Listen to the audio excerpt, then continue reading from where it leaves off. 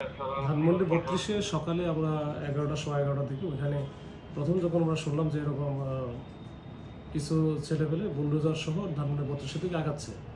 তো আমরা ইতিমধ্যে তো বিভিন্ন দিকে কথাবার্তা বললাম এবং আমি ছিলাম ইন্টারন্যাশনাল ক্রাইম ট্রাইব্যুনালের এখান থেকে আবার আমি রওনা দিয়ে আমি ৩২-এর দিকে যাই। তো ৩২-এ যাওয়ার পরে ওখানে ওই এনসিপির কিছু ছেলেপেলে ছিল, রেহন সহ আরও নীরব ওরা ছিল। তো ওদের সাথে বোঝাচ্ছিলাম, বোঝার চেষ্টা করতেছিলাম যে বোঝানোর জন্য যে আজকে যেহেতু একটা রায়ের দিন আছে, আবার আপনারা এখানে এই দিনে এটা করা ঠিক হবে না, আর এটা রাষ্ট্রীয় সিদ্ধান্ত, এটা যাওয়া যাবে না। তো যাই হোক, একটা পর্যায়ে ওরা যখন আর অনেকক্ষণ প্রায় ঘন্টাখানেক পরে হঠাৎ করে সবাই একটু উত্তেজিত হয়ে যায়, ওই যে বুলডোজার সহ ওই ব্যারিকেড ভেঙে ঢোকার চেষ্টা করে। তখন আমরা আটকা দিয়ে ইতিমধ্যে আর্মির বড় একটা ফোর্স এখানে চলে আসে। তো আমরা সহ তাদেরকে প্রথমে যখন ঢোকার চেষ্টা করি তখনই আমরা ডিসপার্স করে দিই। তখন ওরা ছত্রভঙ্গের সব বিভিন্ন দিকে চলে যায়। তখন ওইখানে আমরা সামনের দিকে অবস্থান নেই, আর্মি সহ পুলিশ, আমরা পরে র্যাবও আসে। তো আসার পরে এখানে আধা ঘন্টার পরে আমরা মোটামুটি এরপরে দেখি আস্তে আস্তে বিভিন্ন দিক থেকে আরও লোকজন আসতেছে, স্লোগান হচ্ছে, বিভিন্ন রকমের স্লোগান দিচ্ছে, ওদের সাথে আমরা কথা বলতেছি। তো কাছাকাছি একেবারে আমাদের মুখোমুখি চলে আসছে। তো এর মধ্যে আমাদের এক সিনিয়র স্যার আমাকে ফোন দিল। সিনিয়র স্যার বললো যে এরকম ঘটনা, তোমরা তো ডিসপার্স করে দিলা কিছুক্ষণ আগে, তো আবার এরা কারা আসলো? এটা কি নিষিদ্ধ ঘোষিত সংগঠনের লোকজন আসছে? তাহলে ডিসপার্স করে দাও। তখন কিন্তু এই কথা প্রেক্ষাপটে যেহেতু আমি স্যারের সাথে কথা বলতেছি, তখন তো রাস্তার উপরে, তখন আমি বলছি যে স্যার এরা তো শিবির স্যার, মানে এই বিষয়টা বলে আমি কিন্তু তারপরে কিন্তু বলতেছি স্যার এদেরকে তো আর ওইভাবে ডিসপার্স করা যাবে না, আমার একটু সময় দেন স্যার, আমি ওদেরকে সাথে আগে কথা বলি, আগে কনভিন্স করার চেষ্টা করি, না হলে সেটা ফাইনালি সেটা করা যাবে না।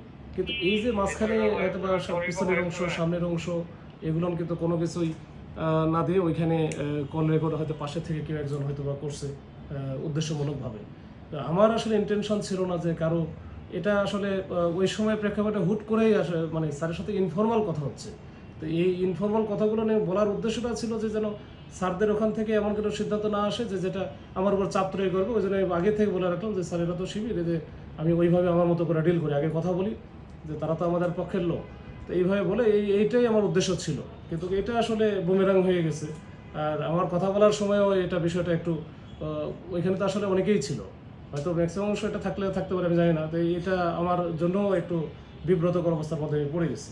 এটা ছাত্র জনতা বললে আর একটু ভালো হতো। এই ঝিনাইদহ ছিলাম, র্যাবের কোম্পানি কমান্ডার ছিলাম, এটা 2019-20 সালে। তো ওই সময়ে আমার এখানে কোনো ধরনের কোনো ওই নাটকও হয় নাই, জঙ্গি নাটকও হয় নাই, কোনো ক্রসফায়ারের কোনো বিষয় নাই, কখনো মানে কোনো দিনও একটা এরকম কেউ বলতে পারবে না, ওই ফোন করার বিষয়ও নাই। এখন কোনো ভুক্তভোগী যদি এরকম থাকে, সে যদি বলতে পারে নাম ঠিকানা সহ, তাহলে এটা আপনারা যাচাই বাছাই করে দেখতে পারেন। এরকম কোনো বিষয় সুযোগই নাই এখানে। এটা যদি কেউ বলতে পারে যে এরকম ক্রসফায়ারের কোনো ঘটনা আছে বা ওই ঘুমের আয়নাঘরের কোনো ঘটনা আছে, আমি চাকরি ছেড়ে দিয়ে চলে যাবো। আমার চাকরি করার দরকার নাই, এই কাজ কখনো আমি করিও নাই। আর আমরা পারলে ভিতরে বহু যে পরিমাণে সহযোগিতা করছে, আমাদের চাকরি থাকে না। তো এইটা উল্টাটা যদি এখন এসে বলে, তাহলে তো সেটা আমাদের জন্য খুব খারাপ। এমনিতেই 5 আগস্টের পরে, 5 আগস্টের সময় আমরা কী করছি এটা পাবনার মানুষ জানে, পাবনার প্রত্যেকেই জানে। এটা তারা এত অকৃতজ্ঞ না যে এটা ভুলে যাবে। ইভেন ঝিনাইদহ যখন ছিলাম তখন তারা দেখছে যে আমরা কী করছি। আমরা পলিটিক্যাল লাইনে কখনো হাঁটিই নেই, ওখানে কখনো কেউ বলতেও পারবে না। 5 আগস্টের সময় ছাত্রদের পক্ষে ছিলাম, এটা তো সবাই জানে, ওইখানে যা শুনেন। এরপরে যখন এখানে আসছে, এখানে কাজ করতেছি, প্রতিনিয়ত আমাদের বিভিন্ন বাধার সম্মুখীন হতে হয়েছে। একের পর এক হচ্ছে বিভিন্ন রকমের থ্রেট দেওয়া হয়েছে বিভিন্ন অ্যাঙ্গেল থেকে।